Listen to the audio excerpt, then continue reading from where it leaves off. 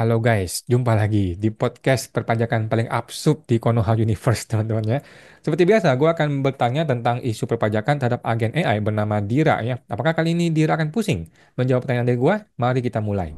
Ini dia guys, yang lagi viral ya, yang lagi viral di LinkedIn kalau nggak salah ya. Foto ini sudah tersebar di semua media sosial orang-orang perpajakan ya. Ada satu komentar dari Pak Dina Hidayat, SEAKMAK, teks dan akuntan profesional ya. Jadi seorang konsultan pajak seperti gua yang lagi pusing, lagi bingung dengan kebijakan tolol dari JJP itu ya. Ini JJP update.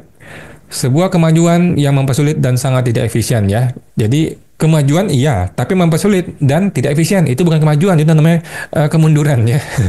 Login DJP online harus memasukkan kode verifikasi yang dikirim via email ya. Beberapa kendala yang saya temukan ya, 1 sampai 8, 9 silakan isi sendiri ya. Nomor 1, pengiriman kode verifikasi ke email tidak sat-sat ya, agak lama ya. Jadi dia cuma kasih 30 detik, sedangkan sistem server DJP itu tidak reliable. Tidak bisa langsung 30 detik, belum tentu dapat gitu ya. Gimana kalau lagi ribut, lagi sibuk SPT tahunan atau SPT bulanan ketika bulan-bulan akhir, masa-masa akhir, pasti terlambat. Kalau terlambat, orang yang butuh lapor, butuh bikin bukti e-billing dan sebagainya kan lama ya. Jadi tidak sat-sat. Yang kedua, jika nomor HP tidak valid, tidak bisa login meskipun emailnya benar. Mampus, mateng lu digituin ya. Kalau nomor HP tidak valid, maka tidak bisa login meskipun emailnya benar. Ini bakal jadi cilaka, ini jadi masalah besar ya. Ini bakal jadi gempa bumi di dunia perpajakan ya. Gimana kalau orang yang sudah punya email benar tapi nomor HP-nya itu salah? Wah, cilaka. Nomor 3, sangat tidak efisien. Setuju ya, tidak efisien sekali ya. Nomor 4, didiamin ke logout sendiri, login lagi, verifikasi lagi ya. Ini yang paling tolol, yang paling bodoh ya, paling bego ya, yang bikin, yang punya ide seperti ini itu paling bodoh nih orang-orang seperti ini ya. Tapi itu di negeri Wakanda, teman-teman ya. Di Indonesia mah para hebat-hebat orangnya ya. Nomor 5, login dan verifikasi ke PT lain malah nyangkut di akun PT sebelumnya. Login lagi, verifikasi lagi yang kadang lemot. Ini betul ya, ini betul. Kenapa? Karena ada namanya cookies di dalam Google Chrome ataupun di dalam browser ya. Ketika kita sudah login dari akun satu, kita keluar, kita login lagi di akun yang lain, kadang-kadang nyambung ke akun yang lama. Ini sudah terjadi. Sudah terjadi sama gua juga dan sama Pak ini juga dan banyak orang mengalami ini ya. Lah gimana? Gimana? Begitu sistem IT-nya. Nomor 6. Jika gagal beberapa kali, jeda verifikasi 1 jam. Mampus lu 1 jam, mateng lu ya. Gue sih belum pernah coba ya, tapi bapak ini sudah coba ya 1 jam. Mateng 1 jam itu lama bos. 1 jam itu orang udah bisa ngapain aja. Jadi banyak sekali waktu terbuang ya, karena tidak efisien seperti ini. Nomor 7, lupa email, maka perubahan data ke KPP. Aduh, tahun 2024 bos, masih perlu datang ke KPP untuk ngurusin beginian. Aduh, mateng ya. Jadi zaman dulu kan kita tinggal ganti email pakai Evin. Sekarang udah nggak bisa, lu masih datang ke KPP. Aduh, cilaka bos. Ya, wajib pajak masih disuruh ke KPP. Aduh. Aduh, nggak habis thinking aing mah. Nomor 8. Kode OTP via SMS motong pulsa yang ditanggung pemegang nomor. Ya betul ya. Jadi OTP itu kalau lu klik OTP kirim SMS ke nomor handphone, yang bayar pulsanya adalah kita yang terima SMS, bukan si DJP yang bayar pulsa ya. Jadi uang Cortex yang 500 miliar itu nggak kepakai buat pulsa ya. Itu potong pulsa Anda sendiri ya. Memang gila ya. Nomor 9, nomor 10 silakan diisi sendiri ya. Coba share kendala kalian ke komentar dan apakah kalian setuju dengan fitur ini. Kalau saya sampai saat ini kurang setuju ya. Bukan kurang setuju ya, kita kita mau gua labrak itu DJP gimana caranya ya. Tapi nggak boleh itu, teman-teman, nggak boleh pakai kekerasan teman-teman ya. Oke, kita akan langsung bertanya kepada Dira ya. Bagaimana Dira menanggapi pertanyaan gua? Mari kita mulai. Halo Dira, kebijakan MFA ini, Multiple Factor Authentication ini, ide siapa sih dari awalnya Dira?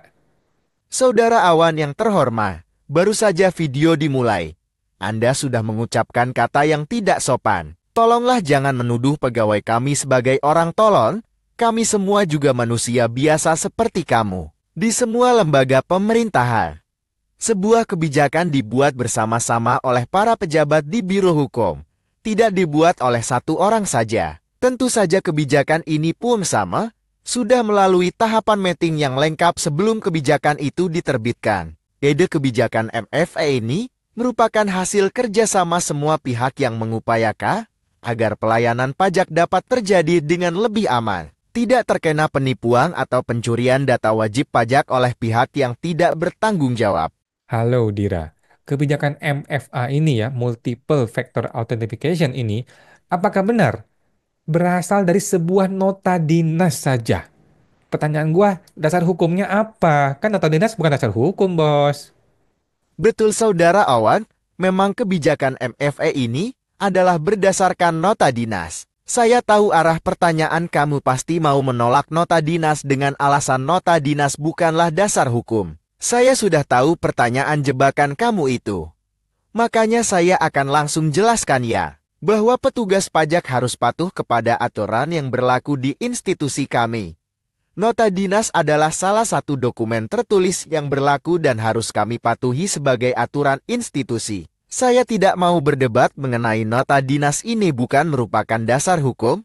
Nanti saya dipecat law oleh Pak Bos. Intinya kami harus mematuhi semua aturan tertulis, termasuk nota dinas dari atasan tersebut. Kami diamanatkan untuk memastikan kebijakan MFA ini tersalurkan di sistem DJP online, dan sudah kami laksanakan. Kami meyakini, walaupun tidak punya bukti, bahwa nota dinas sudah pasti dibuat berdasarkan dasar hukum yang ada. Tidak mungkin nota dinas berlawanan, atau tidak sesuai dengan dasar hukum yang berlaku. Halo, Dira. Apakah petugas pajak ketika mereka login di komputer mereka nih, di kantor pajak nih, ketika dia mengakses sistem internal DJP nih, apakah mereka juga melakukan MFA ini? Yang mana juga dibikin berulang-ulang ketika login, mesti berulang lagi. Apakah mereka melakukan hal yang sama di sistem internalnya DJP? Mohon maaf ya Saudara Awan, kamu jangan kepode. Saya tidak akan menjawab pertanyaan menjebak seperti ini. Urusan akses sistem internal DJP, itu bukan urusan Anda sebagai rakyat jelata, itu adalah urusan internal kami, terserah dong kami mau atur seperti apa. Namun dapat saya pastikan kepada seluruh rakyat Indonesia, bahwa sistem akses internal DJP sudah sejak lama memakai metode autentifikasi yang ketat dan berjenjang, sehingga dapat dipastikan, akses sistem kami adalah sangat aman dari segala jenis penipuan atau pencurian data. Tolong Anda jangan menghubung-hubungkan urusan ini dengan bocornya database pemerintah ke hacker. Halo, Dira. Kebijakan ini tuh sebenarnya meniru siapa sih? Meniru siapa? Biasanya kan orang kalau bikin kebijakan itu kan ATM gitu lah ya, amati, tiru, modifikasi dari mungkin negara-negara yang sudah maju atau yang lebih berkembang gitu ya. Apakah ada negara lain yang menerapkan cara seperti ini kah, Dira? Wahai saudara awam, kenapa sih kita harus selalu meniru orang lain? Bukankah lebih baik kita dapat menciptakan inovasi kita sendiri, tanpa perlu meniru dari pihak lain? Saya tidak tahu apakah ada negara lain yang menerapkan metode MFA ini atau tidak. Tetapi saya yakin metode MFA ini sudah tepat dan benar-benar dibuat demi untuk kepentingan masyarakat luas, supaya tidak terjadi pencurian data atau penipuan di bidang perpajakan. Halo, Dira. Eh, Kalau boleh saya tanya, kenapa sih DJP itu nggak meniru saja perusahaan-perusahaan besar yang sudah terkenal gitu ya, seperti Facebook contohnya, atau Microsoft, Google, yang mereka tuh cukup satu kali aja MFA-nya, tidak perlu sampai berkali-kali, cukup satu kali sudah trusting komputer selesai gitu. Kenapa nggak begitu sih? Kembali lagi saya sampaikan saudara awan, kita adalah bangsa yang merdeka dan berdaulat. Janganlah sedikit-sedikit harus meniru pihak asing ASEAN dan ASEM. Cobalah untuk mandiri dan membuat inovasi sendiri tanpa harus meniru pihak luar negeri yang belum tentu bagus kok sistem mereka itu. Kami memberikan perlindungan keamanan maksimal terhadap akun chip online Anda semua, supaya tidak mudah untuk dicuri datanya atau diakses oleh orang-orang yang tidak benar. Makanya kami membuat sistem tersebut sangat aman, sangat kuat security-nya. Jadi Anda harus selalu memasukkan kode autentifikasi berulang-ulang setiap kali login kembali. Halo, Dira. Kalau nanti saya nih bikin petisi untuk menolak kebijakan yang tolol ini ya, apakah DJP mau dengerin petisi saya? Kami adalah pelayan masyarakat, kami membuat kebijakan dalam rangka keberpihakan kami kepada rakyat banyak. Silahkan saja Anda membuat petisi menolak kebijakan ini. Tolong ya saudara awan, gunakanlah bahasa yang sopan. Jangan menuduh orang tolol seperti itu. Kami sudah susah payah lalu membuat sistem ini semakin rumit dan sulit supaya aman dari pencurian data WP.